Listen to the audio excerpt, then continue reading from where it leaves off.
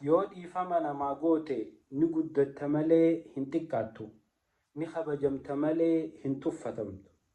Akkasumatti jabina argatta malee laafumti sitti hin dhuftu. Dhiifamni ati namaa gootu ammoo fuula Rabbii barbaaduuf qofa ta'uudha qaba. Ilma namaatirraa nama hedduutu yeroo namni isatti balleesse dhiifama namaaf godhuun akka malee itti ulfaata. Yoonin dhiifama godheef abaluun kun na tuffata, yoonin dhiifama godheef waan tana irra deebiheeti tanaan na xiqqeessa. Kana maalummaa kiyya akka inni baruuf dhiifama isaa godhuun qabu garaa jabaachuun qaba je'eeti ilmi namaa garaa walitti jabaata.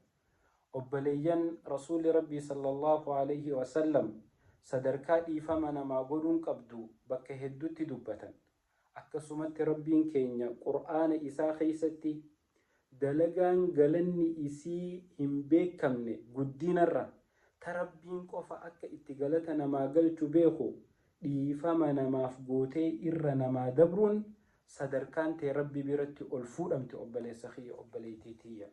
Rasuuli Rabbii sallallahu alayhi wasallam حديث إساني كل خيست أكنجا قال صلى الله عليه وسلم ولا يعفو عبد عن مظلمة يبتغي بها وجه الله إلا رفعه الله بها عزا.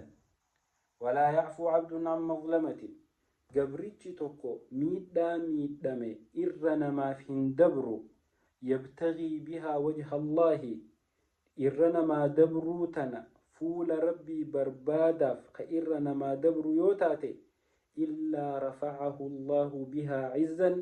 ربي سبحانه وتعالى جبين إساف إذا أمليهن تاني جاء رسول ربي صلى الله عليه وسلم أبلي سخي أبلي تيتي يو ظلمي نمني سر جهتك ربي في جتخن إرنا ما دبر تاتي سببا سنين ربي تكين يرى قرب الدناس أوفا sadarkaasanii Rabbi subhaanahu wa ta'ala gama tuffatamuu irraa kabajamuutitti hanguma irra namaa dabartu, hanguma garaa namaa ballattu takka, hanguma cudrii namaaf keessu takka ati Rabbi biratti jaalatamta.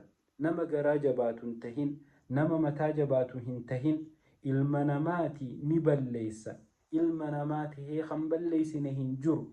Ilmi namaa gaafa balleessee badiisaa san ifirratti beekee dhiifama naa godhi sin jee fuula Rabbii barbaada obboleessa keetiif dhiifama godhi hin xiqqaattu ni guddatta malee, hin tuffatamtu ni kabajamta malee.